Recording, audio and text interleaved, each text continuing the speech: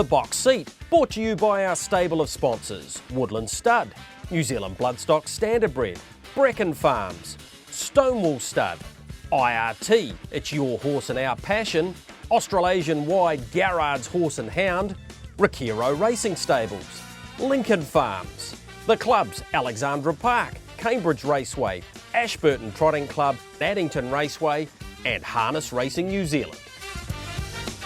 Hi everyone, welcome into another edition of Your Box Seat, and a big thank you once again to our family of sponsors. Michael Guerin, we're inside 2 weeks out from the big race, the IRT New Zealand Cup, and aren't things heating up rather nicely? They sure are, Greg. Big hi to you. Hi to everybody watching around the country, and of course our friends in Australia. I know they're looking forward to Cup Week also, like many of us. They can't be there either. The racing at Ashburton, Greg, was exactly what we needed. There were some stunning performances, but more so than that, it was fast. The sectionals were so quick, it felt like the road to the Cup went into hyperdrive on Monday. Yeah, you're not wrong about that. So let's get straight into it, Michael, and go to the New Zealand Bloodstock Air Freight Flying Stakes, the key lead-up, of course, to the IRT New Zealand Cup as they turn for home here. Here's Self-Assured in front, Laver going a blinding race on his outside, and that very good pacer, Classy Brigade, about to dart up the passing lane. We'll get to Matthew Cross, and on the other side, hear from all of the connections who come out of the Flying Stakes. Self-Assured ahead, Classy Brigade. Classy Brigade coming after Self-Assured. He found enough. Self-Assured won the Flying Stakes only just. Classy Brigade gave him a fright. He'll be second. Pembroke Playboy third. Well, Mark, you didn't win by much, but good horses generally know where the line is and how to find it, and he found it today. Yeah, that's right too, Matt. And, I just wondered with the Murphy on the inside, he felt like he just switched off a bit and probably not being able to see Classy Brigade over the inside and made it a close finish. But he did sort of rally again when I asked him. The first 50 metres almost just as important as the last 50 metres too, Mark. He stepped away really good today. He did, Matt, yeah. And he has stepped away, but today was the quickest he's been for this campaign anyway, so that's promising. You're happy with where he's at? Obviously we're 2 weeks out from a New Zealand Trotting Cup. Are we likely to see him at Kaikoura at Addington next Monday, or a Cup trial? Cup trials will be his next aim, and then from there to Cup Day.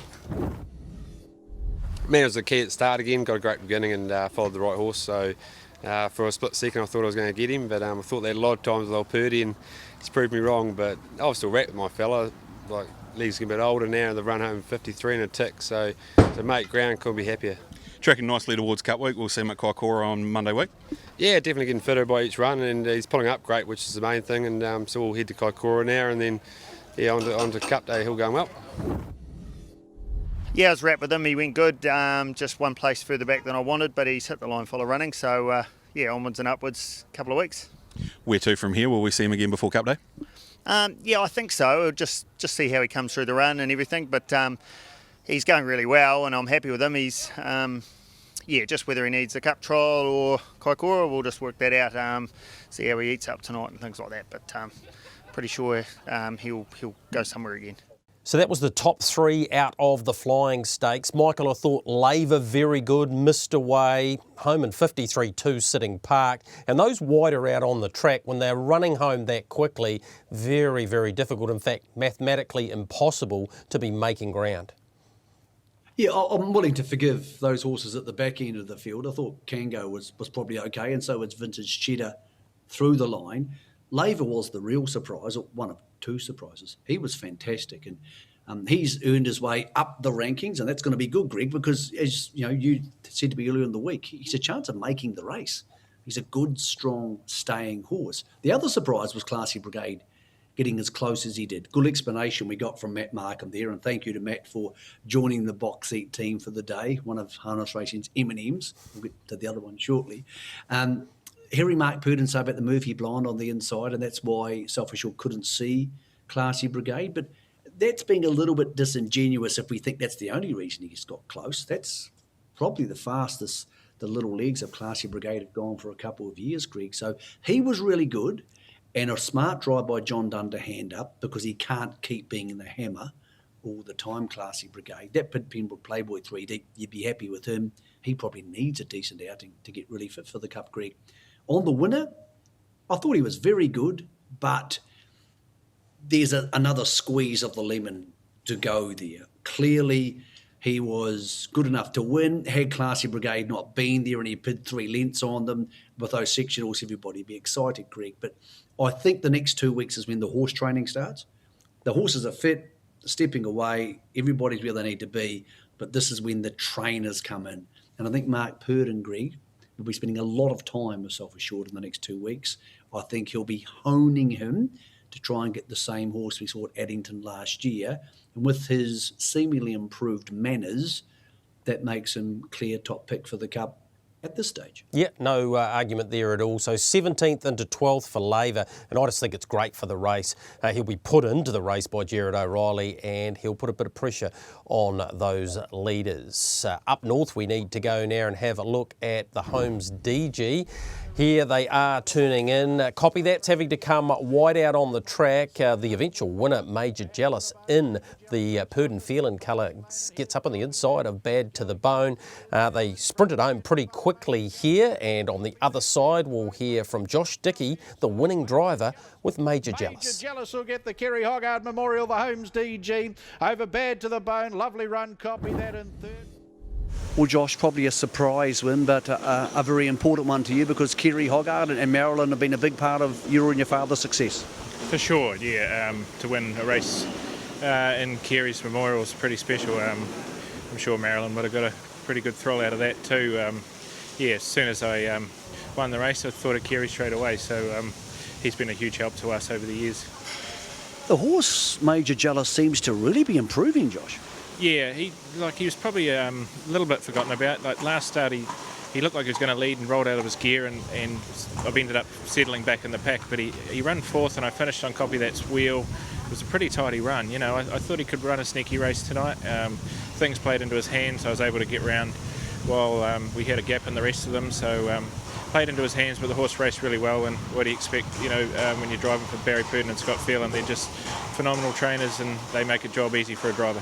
Now, your trip to Victoria is still on, but it's been delayed to at least, I believe, November the 19th at this stage. It is. It's still up in the air. Things are changing over there. It could be sooner at this stage. I can't actually quote when, but yeah, I think we'll get over there a little bit before that. Yeah, it's probably cost me a couple of Breeders' Crown drives, but look, if I can get there, I'll be happy. Well, Scott Bad to the Bone got his chance tonight, just beaten by the stable mate, but he should be fitter for the Cup. Yeah, no, I was wrapped with the run. You know, we're a long way back at the mile, and I think they ran the last mile in 56. So, look, I couldn't be pleased with the run. And the other fella just got up the lane and beat us last bit. But he's a nice enough horse, and he had a 20-metre start in us, which it helps in the end. What would the plan be for a horse like Major Jealous? Look, he'd probably just stick around up here, Mick, to be honest. You know, he's getting up in the grades a bit now, so that's his grade, and you know, obviously standing starts would be a good thing for him. What did the team make of Bella Montana? Zach said, look, she went okay. She blew a lot, you know, as we'd probably expect, and you know, she's still coming back, so we don't want to be too hard on her, and she sat parked the last lap in a bit, so look, he was happy enough with her without being overly happy. So.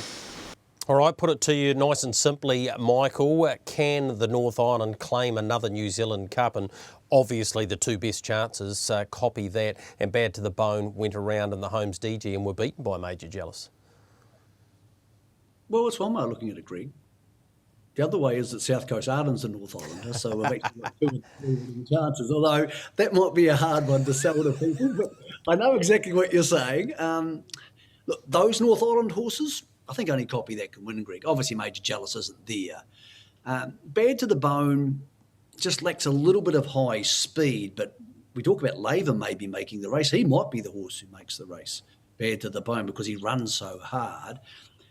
Copy That, I think if he leads in the Cup or he sits handy on the markers, yes, he can win. I'm not going to get all upset because he got beat off 30 metres, Greg, but it's hardly daunting, scary stuff. Then again, either was Self-Assured at Ashburton on Monday. I think there's a lot of horses, that's why I say there needs to be some horse training done now, Greg, who there's another turn there for them, and I think it just depends who turns them best.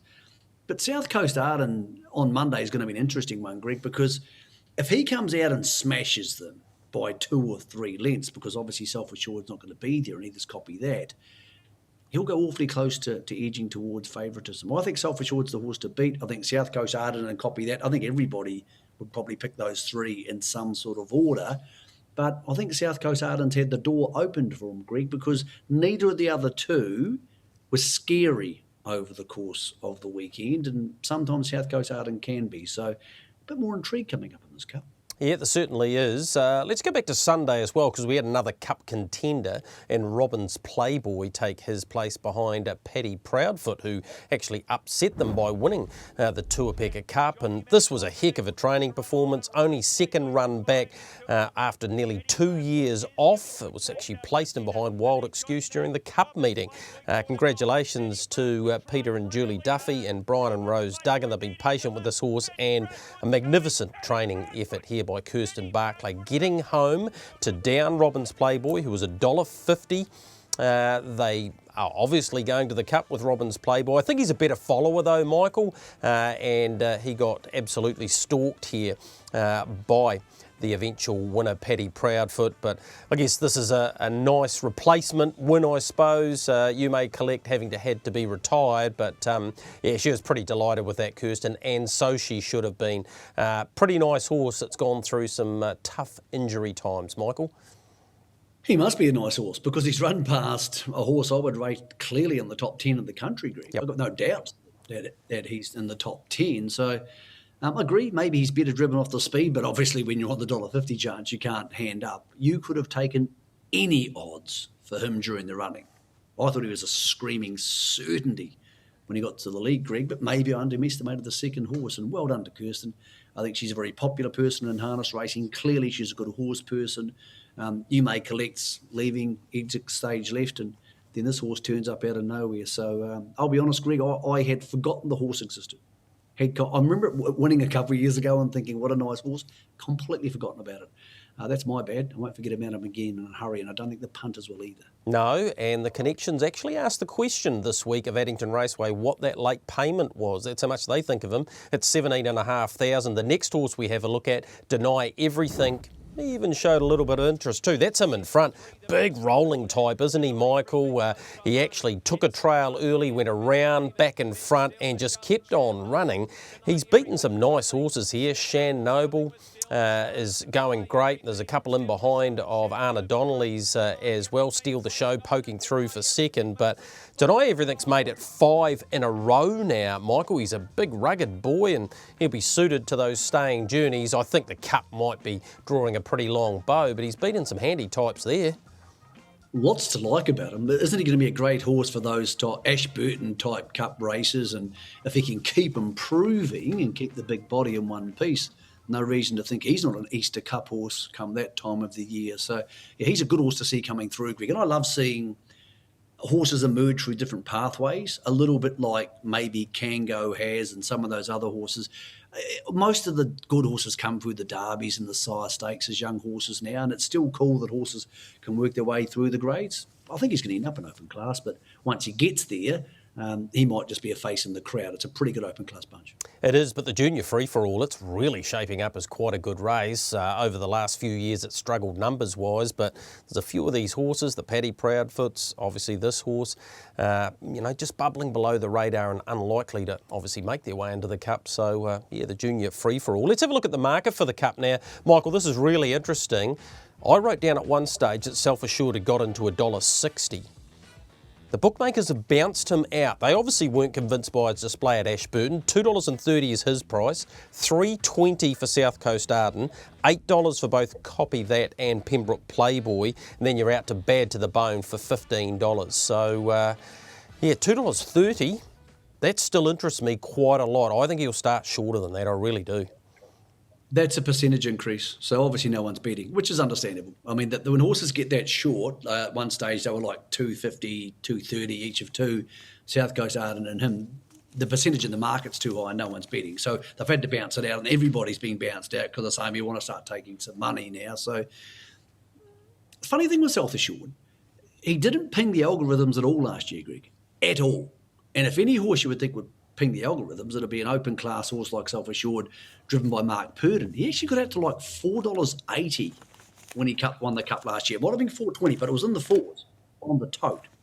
So I think he'll start favourite. I do. I'm sure he'll start favourite, but maybe not quite as dominantly as we think. And let's not forget also, we have a lot of casual punters, thoroughbred punters, for example, who bet into the New Zealand Cup. He's probably the horse that will take their money. But if South Coast Arden comes out and wins well this week with Natalie Rasmussen in the bike, that might change a little bit. So I'm just not... I love tipping people saying this is value. It's going to be over the odds, Greg. I think 2.3 is just yet. All right, let's think about this Kaikoura Cup on Monday with Alabar, of course. We can only go off the nominations, and I can tell you, Michael, that Krug has been added to the nominations. He wasn't in the originals, but they left that open. We'll have a look at another of the nominations in Terry. That's him sitting in the trail, can go to his outside, and Terry dashes up and wins this quite nicely. He's come a long way in a very short time. It's going to be intriguing, this race meeting on Monday, Michael, because I'm hearing through from Harness Racing New Zealand, they had over 270 nominations. They're going to split it into two meetings, 2 sets of 8, as I understand, because they can't have 16 races on the one program. 11:38 and a bumper 16 races we're going to have. Michael, included in that, of course, is this Kaikoura Cup, where I can see Bad to the Bone potentially, Cranbourne potentially moving from the aged pace into the Kaikoura Cup, because there's only really South Coast Arden there flying the flag amongst the favourites for the New Zealand Cup. Thank God for coffee, Greg. It's going to be a long day at the office on Monday. I love the idea. Good on Harness Racing New Zealand and all the trainers involved for making this such a great lead up to the New Zealand Cup. I think it's going to be awesome. It's going to be a great old day, and obviously we're going to see the trotters later on and see what they're capable of, because their big dogs are going to be there. But as good as all these horses are, and there's some pretty good names you mentioned there, South Coast Arden, I think would just beat them. I can't imagine he's not going to unless he gallops away. This is his chance, Greg, to put his big hoof up and say, big hoof in the air and say, hey, I'm one of the 2, maybe 3 New Zealand Cup winning chances. Maybe there's more. Maybe things will change on Monday. I think the biggest change to the market for the New Zealand Cup, Greg, would be if he gets beat. Yep. If he gets beat, then Self-Assured tightens and he goes out to $5 yep. or something even bigger if he gets beaten in this field. But if it's returning to normal service, and when I spoke to Mark Purdon on Tuesday, he said the horse is very well, because obviously he's staying on their property, then, Greg, I think it tightens the market up, and it's going to be very hard to find anybody who's picking anything outside those 2 horses and copy that, Greg, if things go as expected on Monday. But that doesn't always work that way. No, it doesn't. Armalite, hands down, Lazarus, Arden, Rooney have all won a Kaikoura Cup and gone on and won a New Zealand Cup, not necessarily in the same year. You mentioned the trotters before. Time for us to go and have a look at Monday's Flying Stakes, because it was over the 1700, and I've got to give a big plaudit here to the Ashburton Club. I thought their 1700 metre races were nothing short of outstanding. The times reflected that with 3 New Zealand records, but he's back. Muscle Mountain. Here's Matthew Cross calling him home with winning connections post-race. Muscle Mountain leads Midnight Dash and Majestic Man. He's back, baby. Muscle Mountain won the flying trot. Second in was Majestic Man, and third in's Midnight Dash. Well, Ben, you couldn't have asked for much more than that. No, definitely not, Matt. No, I was a rap with the big boy. There was a few question marks going into it. He's probably never handled Ashburton that good. Obviously Gallop last start which was unfortunate. So we went in with probably, not as much confidence as we did the first run. But in saying that, he definitely didn't lose his ability. And, it was a huge thrill to win this race. And, believe it or not, he did it reasonably comfortably. He's not a horse that wins by a big margin. And, he just does what he has to, and he certainly did that today. He looked like he just relaxed beautifully before you're sitting outside Majestic Man there down the back, and then when you asked him to sprint, he really knuckled down. Yeah, that's right. Yeah, no, he trotted perfectly. Parked. I wasn't too worried about being parked. He's won a few races being parked, so he's actually sat outside him before. I don't know if Majestic Man was right the day he did it, but he's done it before, and I had enough confidence of the horse. If he was right, he was going to be a major player, and really proud of him. How excited is Ben Hope getting about Cup Week with this horse now? Yeah, definitely. It's really, really exciting. It's there's obviously some very good horses. I'm sure Bolt's going to keep improving every one he gets, and Oscar Bonavina's a super horse, Majestic Man, and obviously the champ Sunday's Son. So it's not going to be easy. But in saying that, I'm feeling really privileged to be driving Muscle Mountain. And I'd just like to say a big thanks to Ian Dobson and Janice for the drive on the big boy. I'm only a junior driver and still learning, so for them to put the faith in me is pretty awesome. And Mum and Dad had him trained to the minute, so big thanks to them. Some discussions obviously to be held, but do you think we'll see him at Kaikoura next Monday? I think so, yeah, as long as he pulls up well. We'd like to get another stand under him, obviously what happened last time. I'm reasonably confident he'll step away, so as long as he pulls up all right, we'll go to Kaikoura. So that's the plan at this stage. Yeah, he went a good race today, Matt. Obviously the track and conditions of the race suited him well, so used his customary gate speed, got in a nice position, had every chance to win the race, but he still got home in 54 and 26 quarter, and they've broken New Zealand record, so we're really happy with him, but just beat by a better horse on the day. Where are we likely to see him next, do you think?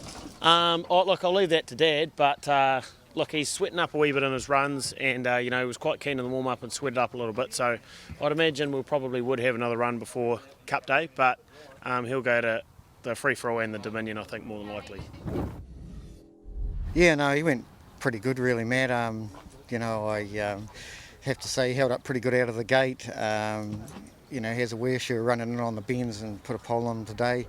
He probably lost just a fraction when they really sprinted hard at the top of the straight, but he really run on good up the straight again.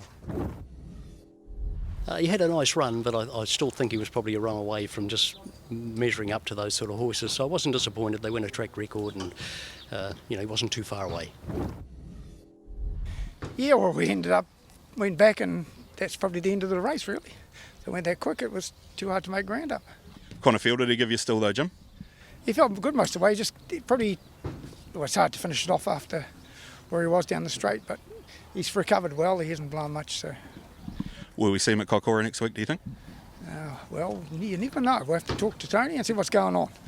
Well, he's not amongst the nominations, Michael. 153.2 the mile rate, couple of seconds inside Le Mans' record. There's not a lot to dislike about Muscle Mountain, and on that performance, he's dropped $9 into $3 now for the Dominion. Yeah, a lot to unpack out of that race, but he was absolutely outstanding. One of the great recent sprinting, trotting performances in this part of the world, because Majestic Man's so good at that sort of thing, Greg. It's really hard to outmuscle him at that, sitting parked.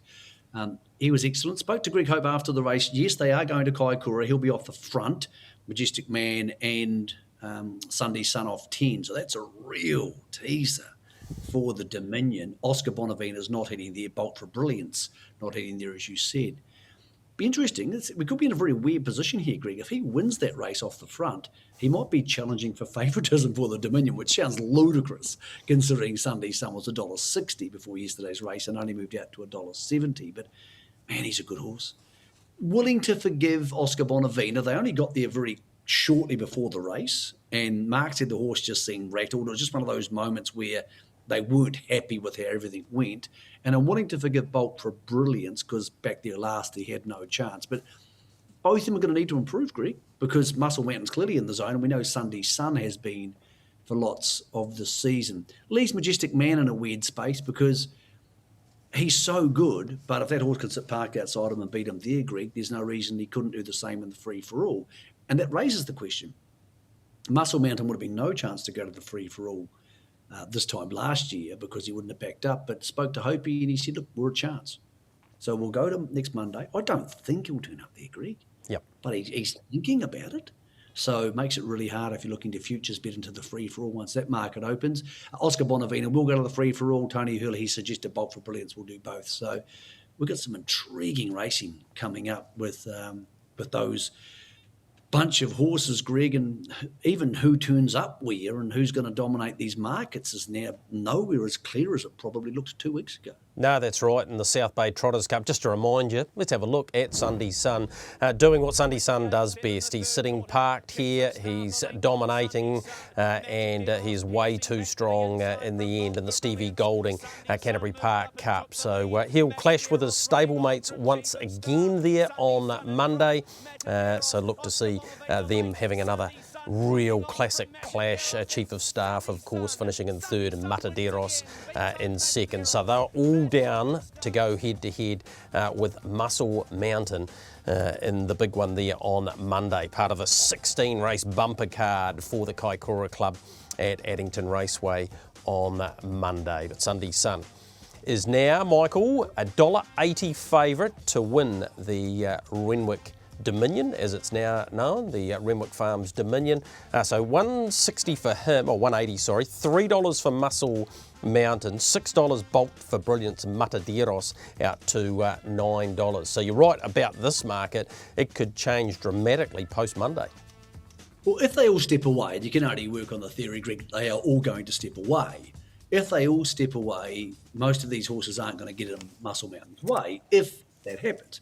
Say he rolls to the front, a lap out at Addington, he's in front, and Sunday Sun sitting parked outside him over 2,600. What happens? Well, what happens? We're going to have one heck of a clash, Michael. One heck of a clash.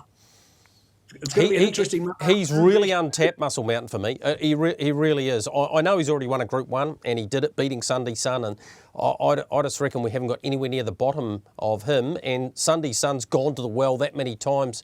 Where's his bottom? That just makes it just enormous. It wasn't really an answer, Gregory. What's going to happen? Okay. I'm leaning on the computer. What's going to happen? Okay. What happens if he's in front? Does he beat him?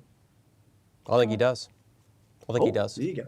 There you go. Want you to say. I think he does. Okay, Michael, we'll leave that there as we go to our first break here on Your Box Seat. Once again, a big thank you to Matt Markham and Emily Morgan. I got stuck on the motorway, couldn't get down to the big race due to a pretty ordinary accident on the Rakai Bridge, so they took care of business for the box seat, which was much appreciated. I mentioned before the 1,700 metre races there at Ashburton, another record set, and this time it was Darling Me doing the business in, of course, the Stonewall colours in another track record, and Pelosi was very brave as well. Darling Me's into the clear and a length away. Darling Me coming after Pelosi. Darling Me grabs to the outside. Darling Me wins it. Darling Me beats Pelosi. Third better talk out and Folklore ran fourth.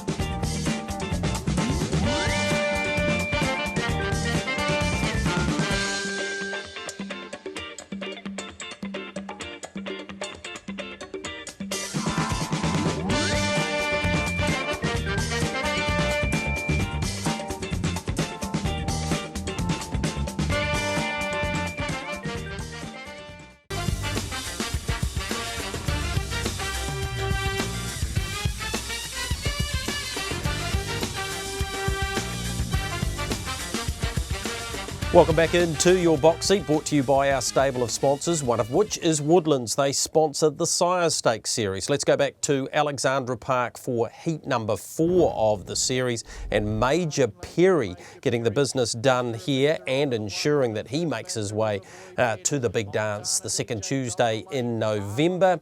55.9 mile rate. He was very brave. That's Mr. Ibiza coming down the outside, and Paulie D, who was the favourite for the race, in 4th position. We'll hear from Scott Phelan post-race. Major Perry gets the win. Now it's very, very tight for second. We've got Montana, DJ, Mr. Ibiza, and they are wide apart. What job done there, Scott? They're both into the final.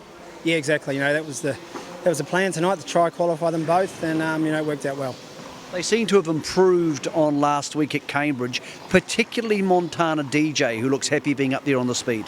Yeah, look, he seems a lot happier just sort of out there rolling along and doing his own thing, and, it sort of worked out well for him tonight.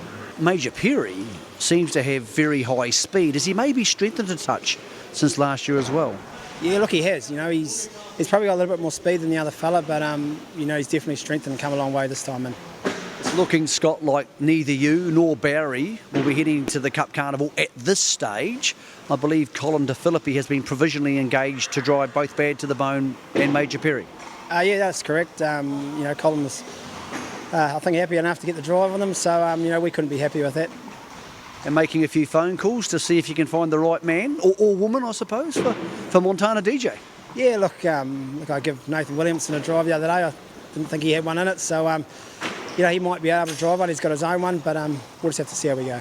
Yeah, interesting times, isn't it, particularly for our northern trainers, Michael. Mr Ibiza spoke to Todd Mitchell about him. So he's been third in both heats, won't be making his way to Christchurch. He figures that at absolute best he could probably run third or fourth in the final. So he'll stick around home and be set for those December feature meetings at Alexandra Park. But the Purdon Phelan team, both of them raced well there and deserved to be at Addington, and they'll be a force, as we saw, right through the earlier part of the season.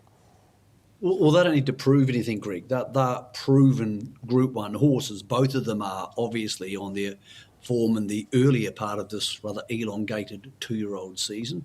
So they've got to go. I think Montana DJ's a far better horse up on the speed, but it's really hard to make a case that they're going to just come out and beat, even if they lead, Republican Party and even more so Franco Indy. I think outside the two names I just mentioned there, I don't think it's a scary South Island bunch, Greg, but this horse is just so darn good, it's impossible not to pick him. This is Franco Indy sitting outside another Northerner and Blame It on the night at Ashburton on Monday. And, well, make of this what you will. And Franco Indy, he is too good again. Franco Indy won it by 3.5. So a complete domination there by Franco Indy, beating Blame It on the night. I thought he was pretty good as well, but really hard to make a case for anything in behind being a real threat going towards the Group 1 final on Cup Day. And the market shapes up like this now for the Woodland Sires Stakes. $1.75 the price now for Franco Indy, Michael. Republican Party out at $2.90. Now the key there, of course, will be the barrier draw, which will be conducted on the Wednesday leading into Cup Week. Yeah, I think when you win like that, and he was out of the early burn, so you obviously didn't see that on the video, so that suited him, but still not many horses can come from last and sit park and do things like that.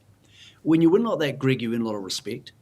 And you start to get to the point of view that unless it's Republican Party leading in the final, maybe a Montana DJ parks him, but really for that sort of money, when a horse is that good, do you? So I think, Greg, most horses in the race and most drivers in the race would probably be happy enough to follow Franco Indy. Maybe the same thing for Republican Party. Maybe he's got that same level of respect, but I don't think it's quite as high. So, yeah, you're right, the barrier draw could be crucial, but those performances stick in people's heads. And, Greg, if I owned a good horse in the race and I thought in my mind that a Franco Indy was going to come look for the lead, I'd be saying to my driver, hey, if you're comfortable, please hand up, because I want that 20,000, I want that 30 grand or whatever it is for running second, because he's in that form that sometimes those Purdon, now Cullen horses can get into, Greg, where if they're sitting outside you, that doesn't end well. Yeah, I'd love to see a battle between him and Republican Party, because, as we heard from Blair last week, they haven't got anywhere near the bottom of him either. So, and he has good gate speed. That is one huge advantage that we haven't quite seen from Franco Indy yet. So looking forward to the addition of the Woodland Sires Stakes on Cup Day. Moving away from the racing over the last few days, about a week or 10 days ago, the Cambridge Club came out with a new initiative talking about trying to attract some more horses to their race meetings, particularly over the December-January period. So earlier today, I caught up with their CEO, David Branch, to have a chat about that. Well, very kindly joined on the box seat by one of our supporters, Cambridge Raceway. CEO from there, David Branch, joins us with, well, you announced a couple of weeks ago, a wonderful initiative to try and attract a few more horses to your race meetings, David. Yeah, thanks, Greg. So essentially looking to boost our field sizes over the December-January racing period. I think we have 10 race meetings in sort of 12 weeks, so pretty consistent racing, and we want to have as full of fields as possible. And one of your great supporters, Tony Francis Shaw, TFS Horse Transport, have come to the party. Just explain the mechanism behind this and how great a supporter Tony is, because, of course, he does sponsor your passing lane. Yeah, Tony's been great. I think he's been on board for sort of two or 3 years now and sponsoring the passing lane, as you said. And he jumped on board. We sort of floated the idea and he was all for it. So essentially he's the transport partner. So he gets the work of bringing them up and down and looks after the horses on the way up. So if you've got a horse in the South Island, it's for your Cambridge Waikato-based trainers. They can have up to 2 horses in the barn. Now, the horses have to be either racing or of race fitness by the 25th of November. They can come up and you'll pay their return trip, but it also makes them eligible for the $1,000 bonus for your first win, $1,500 for your second bonus, and they're also eligible for that Dunstan Cambridge Horse of the Year, aren't they? Yeah, definitely. So, as you said, the first win bonus, so that's $1,000 that goes on the winning stake to anyone that's in this scheme. The $1,500, that's our standard second win bonus up here. So that applies to anyone racing at Cambridge Raceway. And again, that goes straight on the winning stake. And as you said, the $10,000 Dunstan Horse of the Year prize. So that's pretty attractive as well. I think there's $4,000 of Dunstan product and $3,000 cash to the winner of that one as well.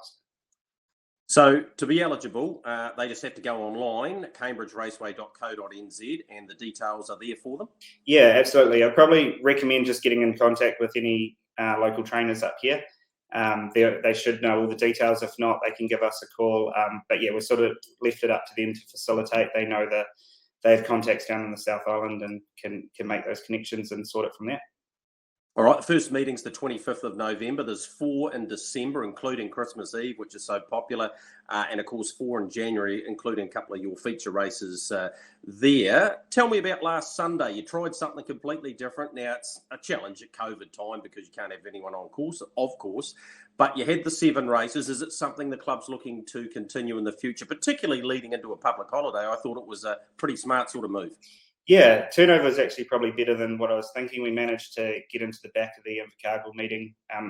Originally, it was a later start, so it was 5:30, but being that we could have no crowds, it was our big Oktoberfest meeting that we had planned. So we were hoping for hundreds of people and to get rid of lots of beer, but that didn't happen either, obviously. So yeah, turnover was actually quite good for that sort of time. Only 7 races. It's difficult at the moment with the travel. Trainers not being able to come down and other drivers. So yeah, it actually worked quite well. All right, we'll look forward to further innovation from the Waikato Bay of Plenty Harness Racing Club, of course, at Cambridge Raceway. And thanks again for coming on and updating us, David. Nice work on the innovations. Awesome. Thanks, Greg. So great to get that information directly from David Branch, and yeah, good on them having a crack on the Sunday of Labour weekend. Their turnover figures sounded pretty good. Just back to that initiative. So they're looking for the 40 to 55 paces and trotters from the south, give them to a northern or Waikato-based trainer, and yeah, there's some great incentives for you to do so if you think you're not really going to be competitive in the south. Continue our look at the northern scene. Our profile, Harness Racing New Zealand young person profile, was Michael Guerin out at Alexandra Park, catching up with a man who's already driven 200 winners. His name, Ben Butcher. Well, Ben, the last 12 months probably couldn't have gone much better than it has, really. Oh no, it's probably more than I could have asked for, but you know, a lot of it comes down to Steve and Stonewall Studs really supporting me, and pretty much comes down to them, and I can't thank them enough, really. They did put that support behind you when you were the lesser known of the Butchers. Do you feel like you've matured into the role, driving regularly at Alexandra Park and driving better horses? Oh, 100%. You know, once you start driving those better horses, you get a bit more confident, and I think it's a big part of your driving. Then you know how to drive the better ones and put them in the spots they need to be. But it's taken me a while to get there, but now we're there and yeah, getting more confident. It would be a hard transition, I suppose, from junior to senior without somebody behind you. Oh, 100%. You know, like as a junior, you get those better chances in the boys' races, and you can manage to get on some nicer horses. But if you don't have a big barn or someone supporting you, once you come out, it is tough work. And I've been lucky enough that I've landed with Steve and Stonewall Stud, and it's just blessed, really. You got the Group 1 back here on New Year's Eve last year, but then you got a Jules. which one mattered more? Oh, you can't separate them. You know, your first Group 1's always really memorable, and you know, we always thought BDJ was going to be our first one, so that one was really special as well. And being able to win a Jules, you know, it's always a goal in your mind. And yeah, I can't separate them, to be honest. They were both awesome. Have you got a favourite horse now in the barn? Because you are driving so many nice horses, and unlike a freelance driver, you see most of them every day. Oh, 100%. You know, like it's hard to separate them. You get a lot of nice ones with how many horses we are working, and I think you got to put BDJ right up there. Like he's a really cool horse to work with, and everything's just easy. He's really enjoyable. So, but apart from him, they're all really nice horses, and they're all coming through well, and hopefully we've got a few more good ones coming. All right, time for some honesty for the box seat viewers. Who's the brains of the operation? If you want to drive a horse one way and Steve Telfer wants it driven another way, and the big boss Steve Stockman has an opinion, who gets to make the choice? Oh, you put me in a tough spot here. Good questions, aren't they? It's hard. Everyone's got their opinions, but it's like Steve said, it still comes down to what happens on the track, and you still have to be able to adjust to what happens. You can't just go out with one plan, so we can have an idea of what we want to do, but you know, once we get out there, things can change, and it's all about adapting. So just whatever happens on the night, you know. You had a smash here a couple of weeks ago and landed on your hip. The boys in the barn giving you a bit of a hard time, saying that in 20 years' time you'll be the bionic man and you'll need a hip replacement because you keep falling out. Oh yeah, I've had a terrible run. I'm half a bionic man already with the collarbone, but hopefully it doesn't get to that point. But I'm picking it will, but we'll cross that bridge when we get there. Michael, he's got that real butcher spark about him, hasn't he, Ben? And he's incredibly just gone past 200 wins very quickly, but he's quick to thank the Stonewall team and backing him, and he's clearly getting more confident the more times he goes out there, particularly in the bigger races. Yeah, some people might think he's a strange driver to profile for a young driver because he's felt like he's been a senior driver for a really long time, but that's only because he's been driving so well at such a high level. Still a very young guy, still learning his craft. Obviously, they're a great driving family, Greg.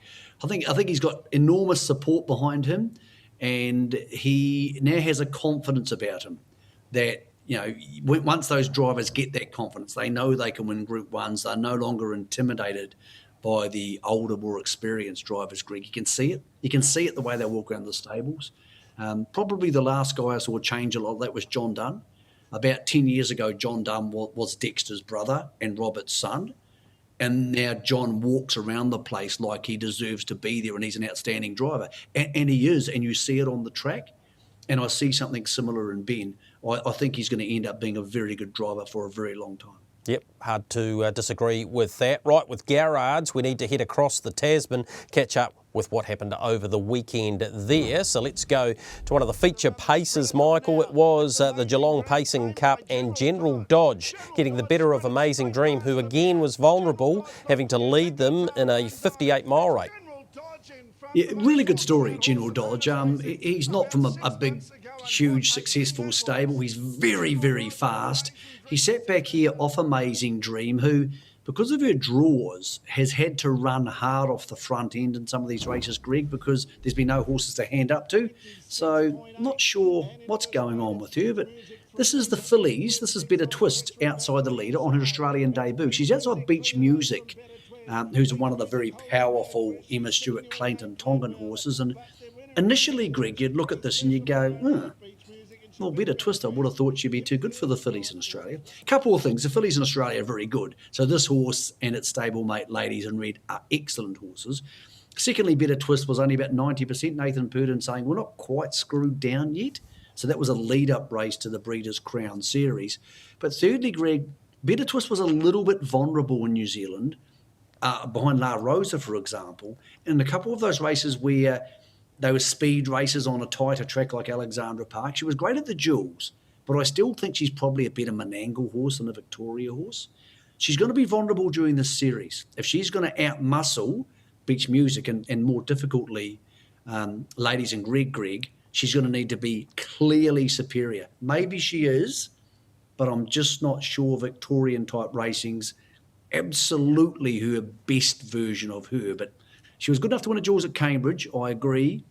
I'm not sure it was the strongest ever Jules. And Life's a Beach out of that Jules is going to join them, Greg. It's going to be a hell of a 3-year-old filly series, the Breeders' Crown. It's going to be a hell of a weekend over there, Michael, because in New South Wales you've got the 4 $150,000 Breeders' Challenge races, plus the Len Smith Mile with Expensive Ego going around in that, and it's the $100,000 Queen of the Pacific where Amazing Dreams got barrier 4, Spellbound inside second row.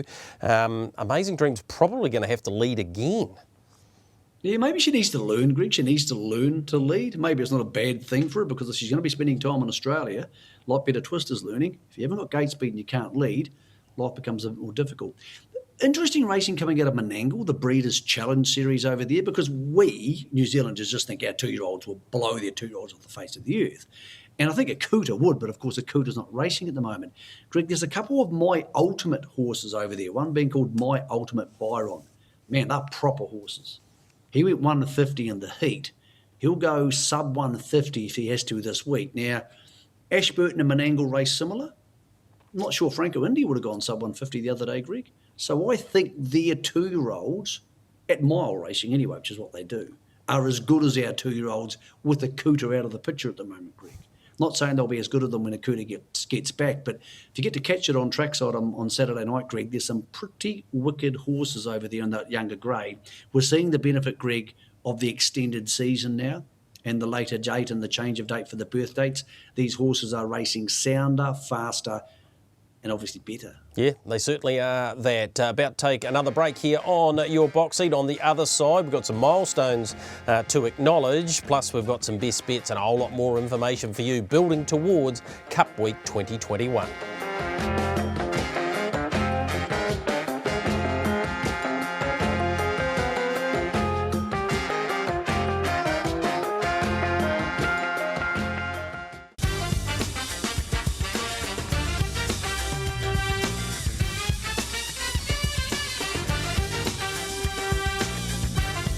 You're in your home straight in your box seat. Once again, a big thank you to our stable of sponsors. What about some of the milestones that were achieved in the last week in harness racing here in New Zealand? Here they are, Michael, Adrian Matthews, 100 training wins with the Hulk getting success the other night. Coaster Hare, a couple of 100 wins for him. Majestic Chick was quite outstanding the other night, Thursday night it was at Addington. Andy Hall won one of the trots down there at Ashburton on Labor Day Monday. 300 training wins for the King of the South, if you like. And Sean McCaffrey with the Better Zip It, 500 training wins. A remarkable career that it has been for Sean McCaffrey. So congratulations to all those people, Michael, to get any milestone. But when you're getting to 500 wins for Sean, we certainly need to doff our cap to him. Popular page. I've known Adrian Matthews for a long time. She's a lovely person, and their 100 wins, predominantly those horses come from off the property. The Hulk is her 8-year-old son Miller's favourite horse, so that'd be special for them. Nathan Williamson, people know my views on him. I think he's heading right to the top of the industry. Sean McCaffrey's been one of those characters of harness racing with immense talent for a long, long period of time. And Coaster Hare I probably knew before anybody watching this show, unless his parents are watching, because I knew Coaster when we used to muck around Victoria Park and Greymouth together as teenagers. Laconic guy, good horseman. And Greg, to add to that list, Steve Telfer, 400 New Zealand training successes. Steve Telfer's probably been involved in about 2,000 training successes because he's worked for so many good trainers in the past. But yeah, Telf got his 400th as well. We'll hear more from him at some stage, I'm sure, over the summer season because he has so many good horses, Greg. But that's a lot of milestones for a lot of really popular people on the same week. Yeah, we couldn't fit Steve onto that graphic, maybe. Yeah, that'll be my excuse anyway, Michael. No, fair call. Right, age pace, we need to have a focus on that. $50,000 is what they're racing for there. Now, I wanted to highlight, I know we've shown this video, Deny Everything Winning It. Have a look further back in the field in the Blue Shadow role. That is Pace and Pride. Now, he missed away, Michael. Have a look at his run to the line here. outstanding, I thought, and he would only need to reproduce this, not the gallop at the start, to make him very, very competitive in what's going to be an outstanding field for the age pace. They've been a good contest around Kaikoura. At Addington, it's slightly different, Michael, because it'll be 2,600 for a start. But the handicaps, when they're chasing that hard like they are at Kaikoura, it can be very difficult to give them a start, and we've seen that a few times. But Addington, I reckon it'll even things up a little bit more. Yeah, I agree. It'll be a fairer race. It's a cracking race, a really deep field, and there's 10 metres and 20 metre handicaps. That's my concern for pace and pride. But Greg, here's Cranbourne, who's a horse who I suppose has the option of heading there or heading to the Kaikoura Cup at Addington. Here he is winning the Methven Cup down on the grass at Orari, and he was good here in a very good field. I mean, these are proper horses, Vintage Cheetah and Kango and those type of horses. So, look, I don't know, Greg, I'm pretty half tempted to maybe take him to the other race, the Kaikoura Cup, and give him his chance at learning or continuing to learn his open class trade. But get back to that other race. The one thing I don't like about Pace and Pride, Greg, I agree with you. He was super last time. When he looks like he's going to gallop, he looks like he's completely going to lose it. He just gets that bouncy up and down thing, which makes you nervous. And then when he gallops, he doesn't look like he's going to come down until everybody's run past him, which is a hell of a way to win a race. So I know, like you, everybody saw the last race and we think, wow, he'll be winning if he can step away. I'm just not very confident he'll step away. No, fair point. I'm hoping he will, because I'm going to make him the best when we get to that part of the show. Hundreds of entries we received for the Kaikoura competition, which we've run over the last 4 or 5 weeks. A guy who entered every week got the right answer as well. And last week, the correct answer was Arden Rooney won the age pace and then went on and won a New Zealand Cup. And of course, he won a couple of Kaikoura Cups as well. Ray Carlson is the lucky recipient. He'll be contacted by Ben Smith, the president of the Kaikoura Club. So he and 3 guests will get to enjoy Kaikoura Cup Day on Monday. But a big thank you to everyone entering our competition. But congratulations to Ray. He's been lucky enough to be drawn out there. Michael, with Rakiro Racing, pretty difficult this week given it was Labour weekend and trying to get the fields, and the Kaikoura ones obviously aren't out to find a winner. You've come up with one that's in race 1 and it's number 1 at Alexandra Park. Well, I selected it before the barrier draws, Greg, and I don't like it quite as much from number 1. It's called Love's a Cold One, 2-year-old trotter, effectively 3.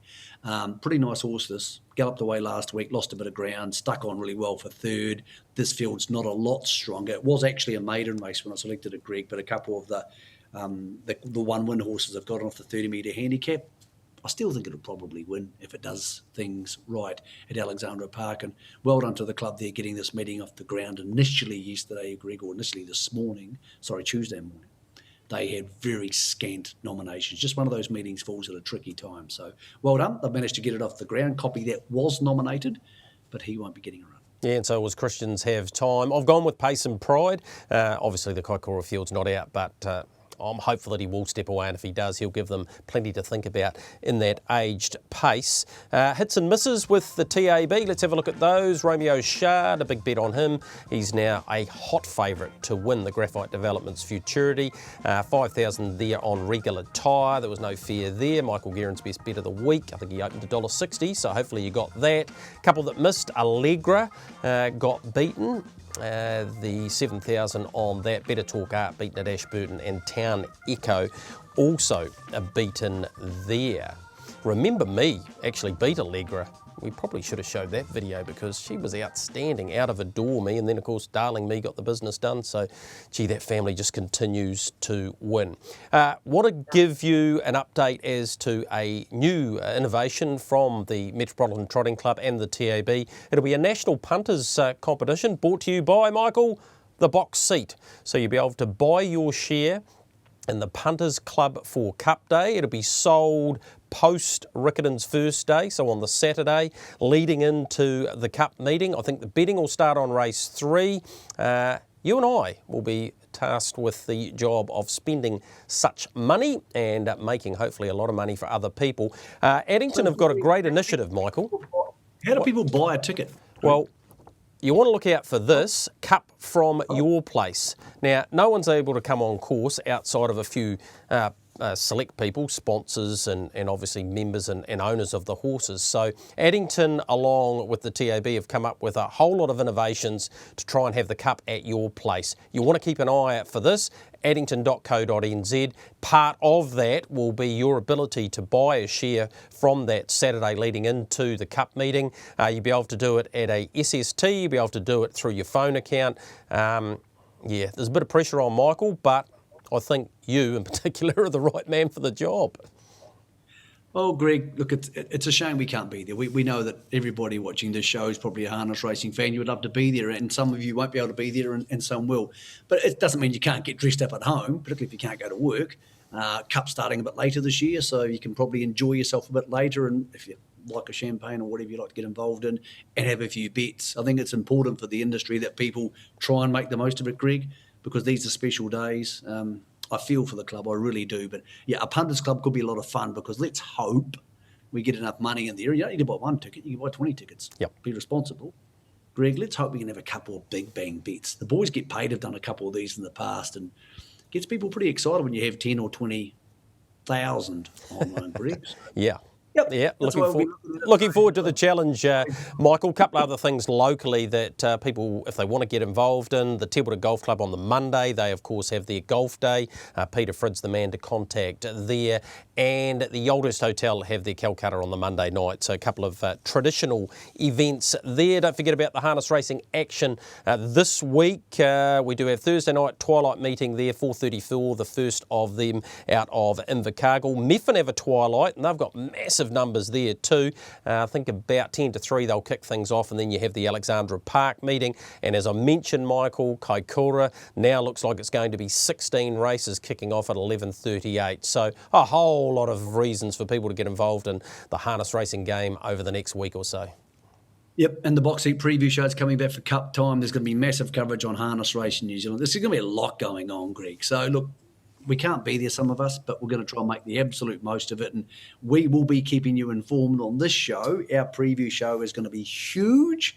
Hopefully, we can get it to you on a Sunday night, so you have lots to get your teeth into, Greg. We're going to try and bring Cup Week, as are the boys and girls from Trackside, obviously, right into people's homes for this slightly different one for 2021. Yeah, for most people, they'll be able to pick it up online Sunday night or on Trackside on the Monday. Check your guides for times with regards to that. That's been your box seat for another week. Big thank you to Michael Guerin, of course, Matt Markham doing pinch hitting for us there at Ashburton.